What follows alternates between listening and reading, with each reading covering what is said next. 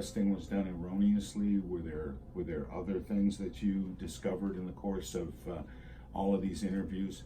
I want Flint residents listening to imagine mission accomplished.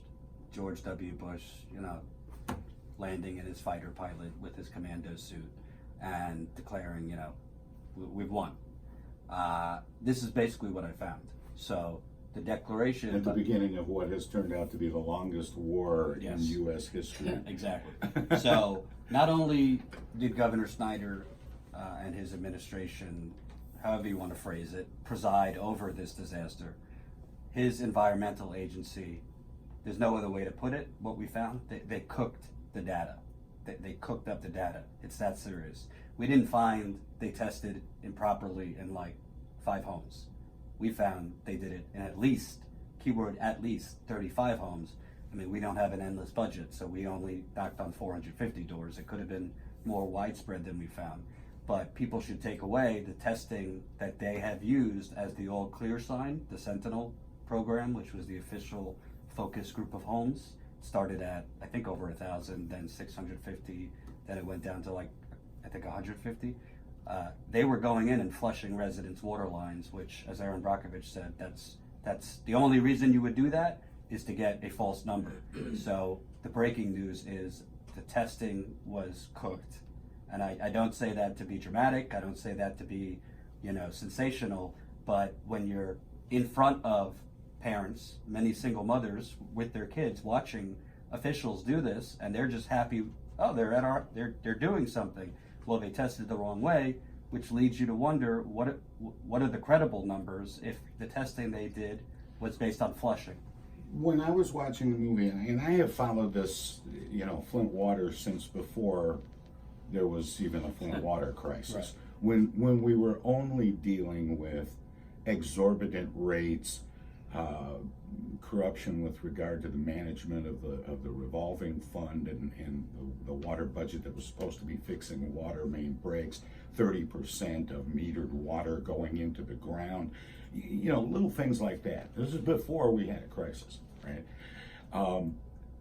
And so I've been following the story as it goes along. And here's the thing I kept thinking when I was watching your movie, which is excellent work, and I like how you referred to it a couple of times as boots on the ground journalism, the old-fashioned way, get out there and knock on doors. If the testing was done to see that the replacement parts were working properly, because when this all began, water tested fine coming out of the plant. It wasn't until it got into the pipes without corrosion fighting chemicals that lead began to leach. If that's what this is about, and it's testing fine, and someone says the lead tainted service lines have all been replaced, that's only the beginning, in my opinion, of phase 1 of a multiple phase problem, because it doesn't address any of the homes. So they could get all that work done, have pipes that that are so new and so great that they make the water better than it normally would be, but it's still going to go into pipes that were damaged in people's homes. Do you get any sense from the interviews you've done and the research that you've done that the state feels any sense of onus or responsibility, or even the city that matter, for pumping water that damaged the pipes in people's homes into their pipes, into their water heaters, into their washing machines and ice cube makers?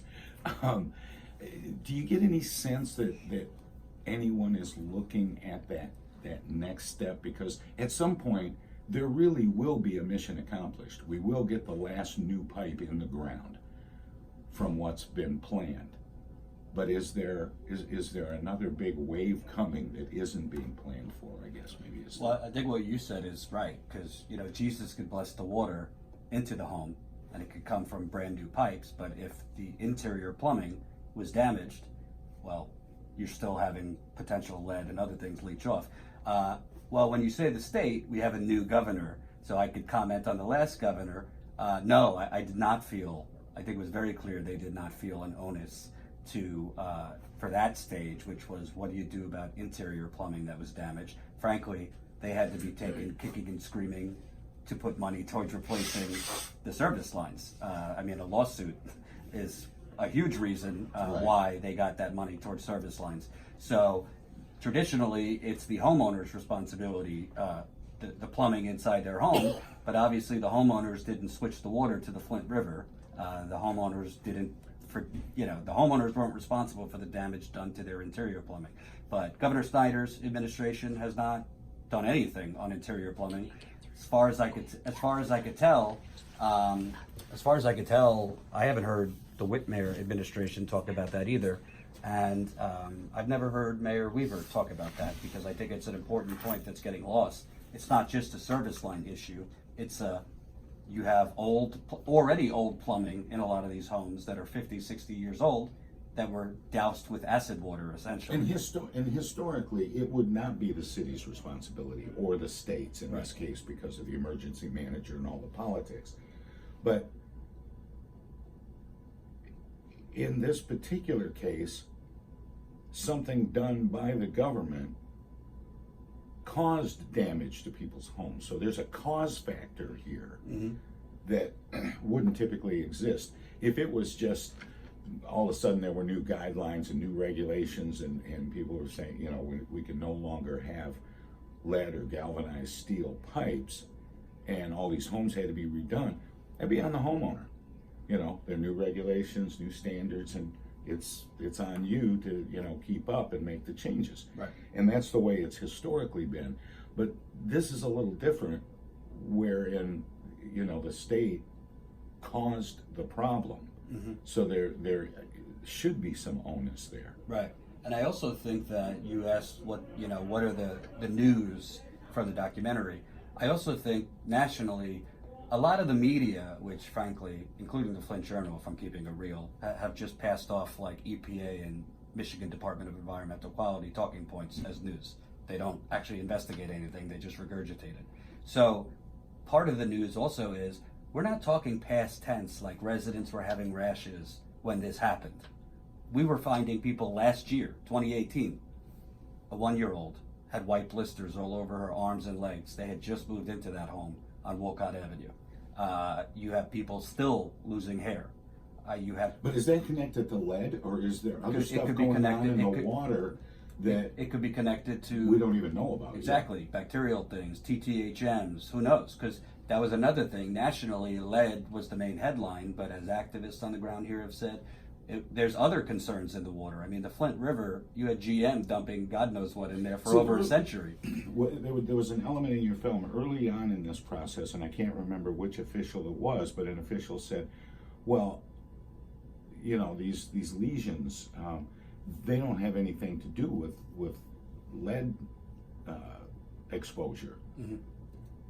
And of course, there's this real negative light because it looks like he's trying to get out from under any responsibility. But the plain truth is, he may have been absolutely right. You know, he's saying this doesn't have anything to do with lead. Well, then what should we be looking for as an answer to this? You don't just say, well, it wasn't caused by the lead, so it's, you know, it's not part of my job description now. That was a plumber, and basically what he was saying is it's not just lead that could cause these things. You could have bacterial problems. Oh, that was Harold. Yeah, Harold. Yeah. So that's another thing, because frankly, EPA and the state, you can't find what you're not looking for. And frankly, in what I've seen, and it's not just Flint and Michigan, there's water utilities, gaming, testing all over the country. I mean, Philadelphia's been caught, Detroit. Well, if you're not looking for all these other things, then you can't find all these other things, because if you found high levels of PFAS, which is now being found in water bodies all over the country, they're cancer-causing chemicals from the manufacturing of Teflon. If you find that, if you find TTHMs, if you find other things, well, that's going to be a lot of remediation, which costs money. And it is Michigan Department of Environmental Quality You remember, Governor Snyder said the buck stops with me. Well, why would they only be testing for lead and copper? And why would they be flushing residents' lines right before testing? Remember, we found people that had the beginnings of this testing was in 2016. So the large majority of the pipes weren't out of the ground yet. So there was still a lot of, and there still can be lead in people's interior fixtures. So the fact that they were flushing so early on during the Sentinel program kind of shows you they were trying to get the numbers lower so that they could kind of declare, oh, the water is meeting EPA regulations, for the exact reason, as soon as Governor Snyder declared that, what did he do? He shut down the water pods, and you start peeling away relief. Well, in our documentary, you'll see there's babies getting white blisters and rashes all over them 1 month after he declared the water's restored. There's people losing hair. There's people, I know people that still get nosebleeds. So whether it's lead or something else, how can you call the water declared when A, your environmental agency has been testing the wrong way?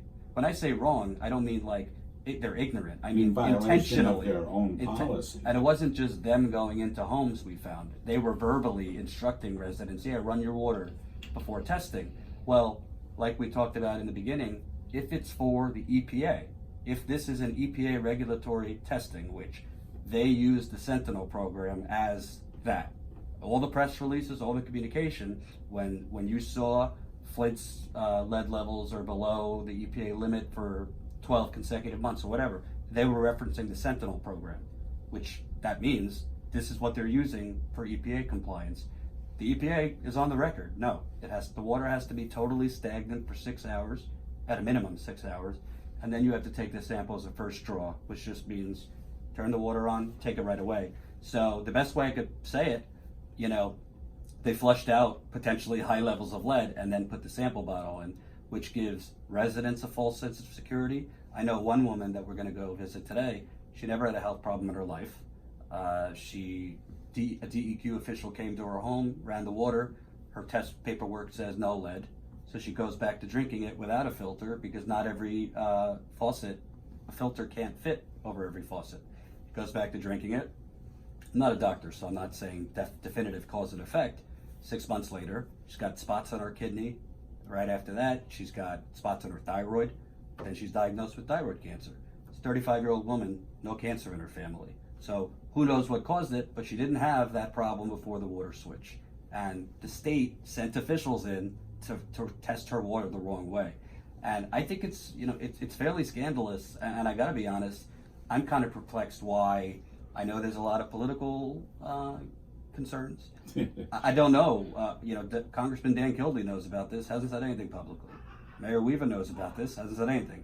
Governor Whitmer actually confirmed our reporting last week. She did a panel here at Flint Journal. Yeah. She had mentioned, there's reporting out there that the water was run. So it's a very serious thing. I mean, I know that some politicians listen to this. I mean, we met with the Solicitor General in February. I don't think she would meet with, bloggers off the street. We provided the evidence. So, it's that as a journalist, but more importantly, just a person, I'm concerned because if this testing was done this way, but, hey, if they do the testing right and it's done the right way, maybe the levels are really low. I'm not saying the water is clean or not clean. I'm saying the testing done to declare it restored was done the wrong way. And by the way, if we had the funding, I'm willing, we would knock on more doors. I guarantee you we would find more people on that Sentinel program who had officials flush. And I also want to tell you, I don't know if you know the nitty gritty, they also had these Flint residents on the core program. They were the volunteers who would go around and make sure residents had water filters and help them put it on if need be. Coordinated and sent out by a coalition of they were trained by the environmental department, DEQ, and they were going in and running people's water. I think DEQ, I don't blame the core workers, they were trained by DEQ, so they were doing it the wrong way as well. What's I'm fixated a little bit on your mission accomplished analogy because at some point the pipes in the ground will be done, and somebody is going to declare mission accomplished. But that isn't going to be the end of it, because of this limited focus that we've been talking about. It's only on the lines from the mains to the hookup for people's homes.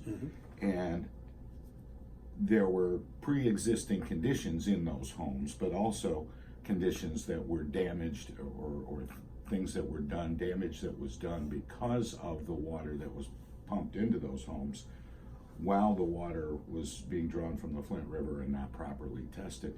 And I also applaud you, Jordan, for always making the distinction that it wasn't the Flint River water, but the lack of proper treatment. Right. Because I think the Flint River has gotten a real bad rap in some of the national media. A lot of people have been working really hard to clean that river up. It's the best it's been in 100 years. There's a lot of industrial polluted water bodies that are used as drinking water sources because it's treated, with It proper. can be done. Right. And in fact, I think 65% of American homes, when you turn on the faucet, it's coming from a river or stream that runs through town, regardless of the condition of that river. And it's been handled and managed properly, and Flint's was at one time. Right.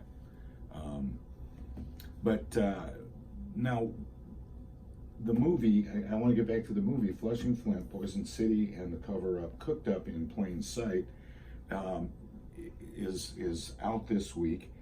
Out where? FlushingFlint.com. Okay. Yeah, we kind of, we were debating, do we want to wait and see if... For distribution or something? But it's not just a documentary that tells a story, it's a documentary that breaks a story. So we felt we need to get this out. I hope we're going to be screening it on the 28th at a local church, and we want Flint residents to know about this. And why I use mission accomplished is sometimes it's a little harder to explain it in one sentence because it's technical, it's water testing and EPA regulations, and it might go over some people's heads. So basically I'm trying to use it, I'm not comparing this to hundreds of thousands of people around the world dying, the Iraq War, but I am saying this declaration that I think Governor Snyder originally was saying, the water pods, we'll keep them open until all the pipes are replaced.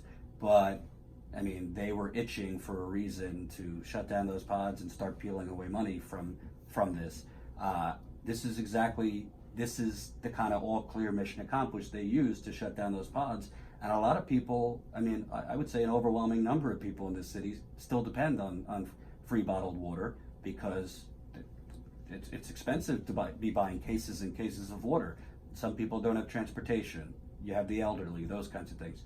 So I think that, I'm not usually surprised by corruption. I've been around the country enough to know, most cities, states are fairly, I was stunned by this because, frankly, all right, you want to say a couple homes, maybe it's just miscommunication, but this was systematic. We also found we found a pastor's home who was on the official state testing program who had a full filtration system in his home, like a state-of-the-art filtration system. It's supposed to be testing without a filter. We're not talking like a Brita, the filters the state gave, just his own built in. Right. When you have people that left the sample on the porch for 4 or 5 days in the hot sun, and it's not just that we found Flushing. The entire Sentinel program, I don't want to say the entire, but a good portion of it had, whether it's putting people on that shouldn't have been on. Okay, can we talk for just we've got a break coming up in about 3 minutes, and I want to talk a little bit about the word corrupt. Sure. Because usually when people hear corruption, especially with regard to anything to do with the government, elected officials, government agencies, they assume somehow that people are stealing money. A program can be corrupted without necessarily that element. And is that what you're talking about when you talk about corruption? Is the implementation of these testing programs have been corrupted for a purpose? That purpose may not be putting money in somebody's pocket, but maybe because they want to hurry up and get this off their desk, or Yeah. they don't want to take responsibility, or for some other reason. We're talking about a different kind of corruption. Right. Simply put, in the Michigan Department of Environmental Quality's instruction video on YouTube, which they took down for a while when they knew I was doing this story, it said, plain English, do not flush. Remember, do not flush before you sample. Then they went in and did exactly that. So I think that's pretty corrupt. Frankly, I think that's pretty immoral. I mean, let's get out of the testing jargon. You're intentionally doing it the wrong way. You're the professionals. You know this is the wrong way. And then giving residents an all clear sign. That's endangering public health. So that's what I mean by corrupt. And as Aaron Brockovich said, this is a crime. You can't, if you falsify a federal regulatory compliance test, that's a crime. And also, I don't want to cite the listeners, I have reason to believe that at least Governor Snyder's office and Michigan Department of Environmental Quality's office basically had the same exact response to my story. And I have reason to believe they were coordinating on that response. So one has to wonder, did the governor not know what his environmental agency was doing? I know he doesn't know anything, and he's ignorant of everything for the last 3 years. Nobody told him, but I mean, the governor's environmental agency was doing this, and they basically both responded to our reporting. The residents are having some confusion. The residents are having some confusion. That was their response. And my limited knowledge of Governor Snyder would tend to believe that talking points were given to his office by the agency, and I think that's routinely done. Well, I have an email that in shows, governors' offices all over the country. I have an email that shows that his office was trying to reach out to DEQ to give them a heads up that this was coming, which you could say that's routine, but you know, are you supervising the agency or are you coordinating with the agency? That's for people above my pay grade to decide. Fair enough. And speaking of pay grades, we have to take a short break. We're going to let our broadcast partners at WFOV 92.1 FM, our